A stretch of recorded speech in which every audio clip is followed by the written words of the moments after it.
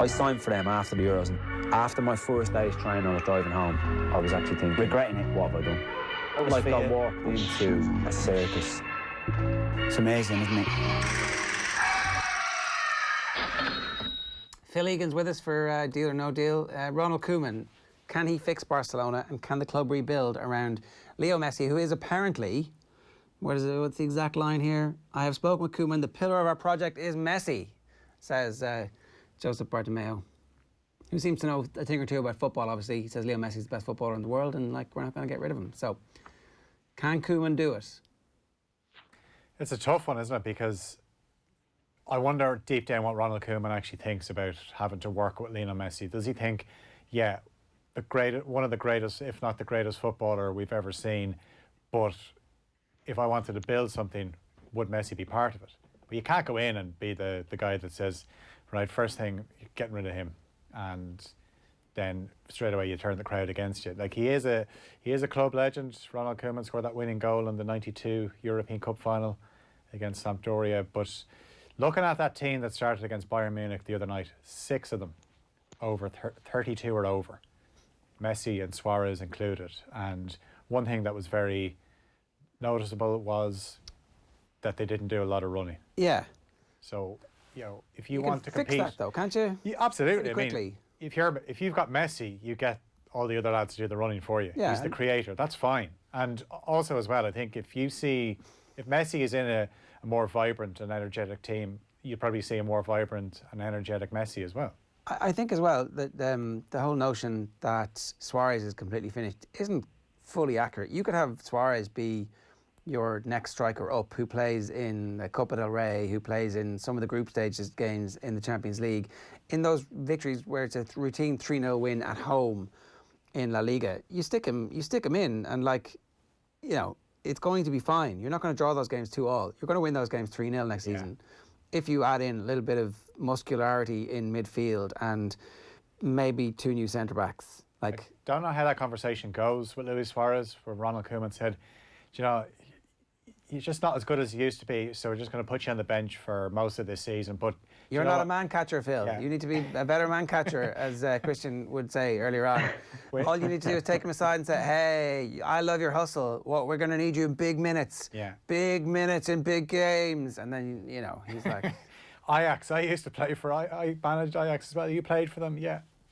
No, I'm not sure. I think Suarez his career is probably going to go somewhere else, and you know, there's talk of him going to MLS, even actually talk of him going back to Ajax. So it'll be interesting to see how that works out. But isn't Suarez one of Messi's amigos? And Messi kind of has a big say in who is there, but it obviously hasn't worked. Well, is it like, can Suarez just not get really ripped and get good at football again? Like, do we not see the pictures there the other day of, like, Suarez with carrying a little bit of timber beside Robert Lewandowski, who's absolutely shredded at the moment? Like, he's not 60.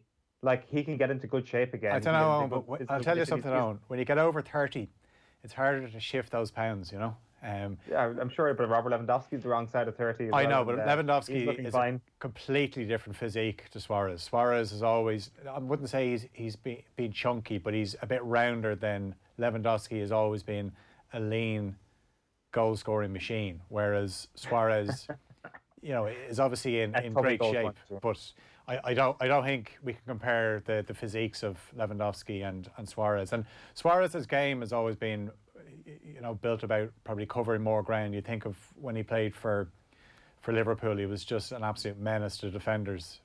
He did all sorts of them, obviously, but in terms of the energy he put in, he was just a constant ball of energy, whereas Lewandowski is more about being in the box, finishing off the moves. Now, that's maybe something Suarez could do if, as I said, like I said with Messi, if you've got a more energetic team around him, you basically say to Suarez, look, you stay in the box. You saw something similar where Brendan Rodgers tried to do it with Vardy, said, don't be wasting your energy making all these runs, just stay in the 18-yard box and the ball comes to you, just put it in the net, please.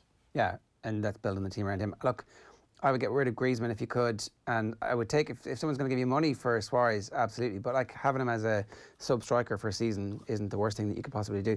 Paul Pogba, will he be a Juventus player again? Tutto Sport report that they're going to offer Manchester United Dybala plus cash for the World Cup winner. Who wins in that deal, and does it happen? I think both win in that deal, because Juventus have fond memories of Paul Pogba. And Pirlo obviously played alongside him. Then United get rid of Paul Pogba, plus they get Dybala, another attacking player, and they obviously get a bit of cash as well. And I know Pogba has come back in, and there's been glimpses, but he's been at the club 4 years, and we've still never seen this so-called world beater that United thought they were getting. Yeah. So they've obviously got Bruno Fernandes now, who is the go-to man in midfield. And there's been a few games this season where you watch Pogba and you just think, why does he take that extra touch? He always just takes, that's something he obviously gets away with when he played in Serie A few years ago. But the game is constantly evolving, where teams are pressing. And if you're a pressing team, actually Pogba is the dream opponent, because he'll always take that extra touch. And as soon as he does, you pounce, you're in on him. Think back to the Southampton game at Old Trafford, where he got dispossessed for the first goal. So I think if United could get rid of him, that would be a great deal. Obviously, Dybala then brings another option in attack, where you could play him out wide, but you could also play him in that Bruno Fernandes role, because Bruno Fernandes cannot play every game next season. He just can't do it. Physically, he won't last, and there's a chance, you can always leave Bruno Fernandes on the bench and you say, right, Dybala, you start this one. And if things aren't going well, you can bring on Bruno Fernandes. But United, we saw the other night, they don't have good options off the bench. I'm not saying Dybala starts on the bench, but he would be a welcomed addition to the Manchester United attack. Likely, What about, go on. sorry, what about trying to get the wheels in motion that Inter Milan actually get into the mix here? And Pogba would obviously love to reunite with Antonio Conte. Inter Milan would love to have another option in midfield to try and take them closer to Juventus. And Manchester United would probably take Lautaro Martinez. Is that the sort of player that they probably, maybe they don't need at the moment more than Dybala positionally, but quality-wise up front, I definitely feel that they need another ace in the pack. And Martinez, obviously one of the hottest properties in Europe at the moment. He might want to go elsewhere, but there could be a few different manoeuvres that could be pulled off here, because Pogba would certainly want to reunite with Conte, you suspect. Yeah, absolutely. And like, he obviously has fond memories of Serie A, and we know obviously Inter Milan are quite fond of going to Manchester United for players, and they've in a few days we could see a few former United players lifting the Europa League as Inter Milan players. But Martinez, I wonder, is he going to be in that conversation for the rebuild at Barcelona? Ger mentioned there about Griezmann.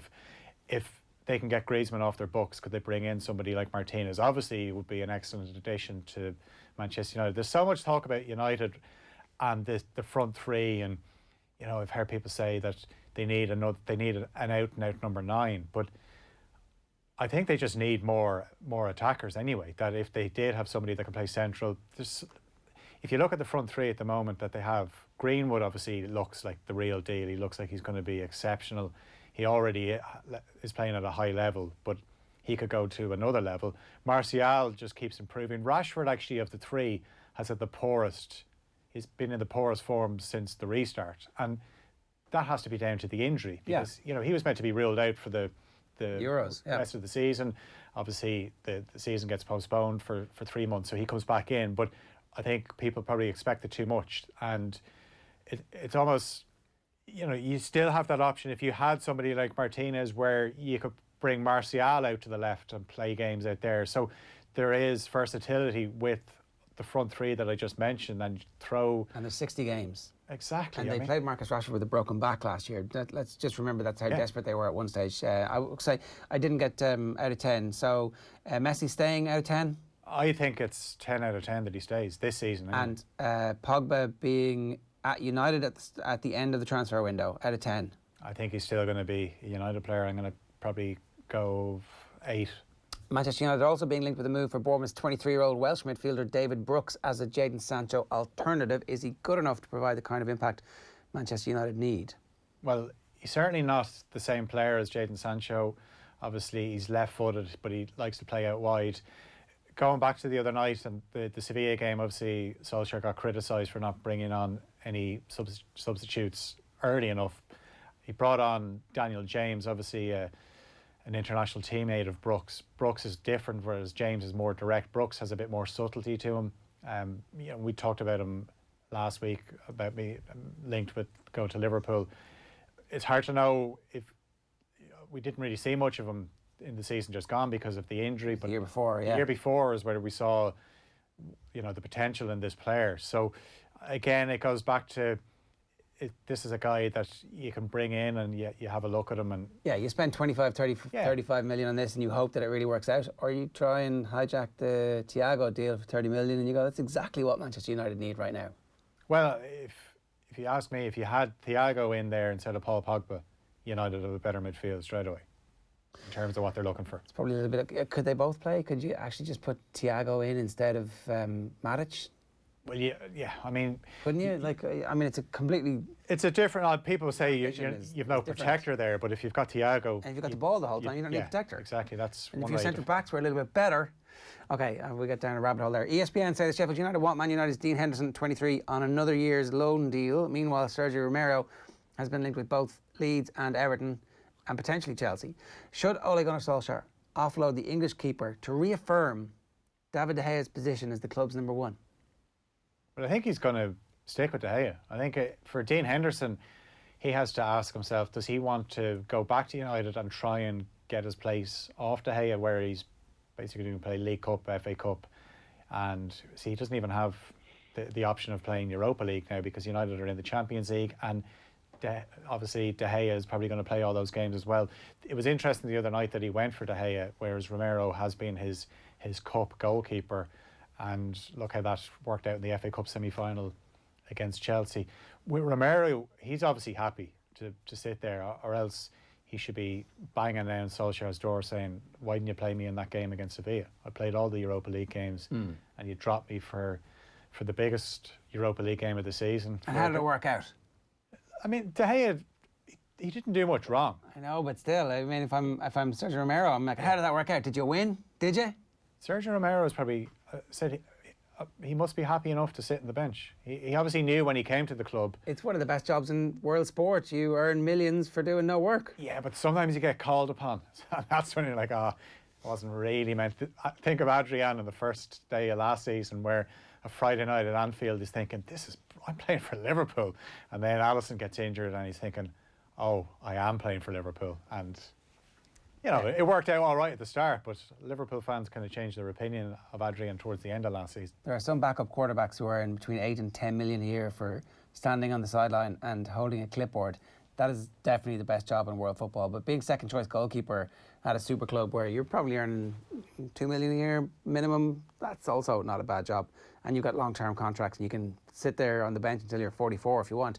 At 10:01, last story. If Bayern's David Alaba will come to the Premier League, the deal will happen in the next 14 days. Sky Sports say that Manchester United and Chelsea are interested and that the Austrian has rejected a 15 million a year deal to extend his Munich stay as he enters his final year. And we know they don't want players to go for free. That's why Thiago's available. So he is apparently available while he hasn't signed that extension. Who should buy him? Anyone that can. What a player. He's only 28. He's been around for years. Obviously, he can cover Liverpool numerous positions. He can play left back, centre back. He can play in midfield. I don't think Liverpool. I think Liverpool would be wiser to go after Thiago. The mix zone after the Champions League final on Sunday will be interesting because I fully expect Bayern to win tonight and to beat PSG. There'll be euphoria, and then it'll be, right, let's go after Alaba, let's go after Thiago, ask them, what do you want to do next? Obviously, Thiago looks more set to leave. Alaba could turn around after and say, I love this club. We've just won the Champions League and I'll sit down with the club in the next few days and we'll try and thrash out a new deal. So, chances of David Alaba being in the Premier League out of 10? I'm going to go low on that. I think Thiago obviously is far more realistic. So I'd be surprised if Alaba ends up in the Premier League at the start of next season. All right, it is 10 this morning. That is Deal or No Deal for you.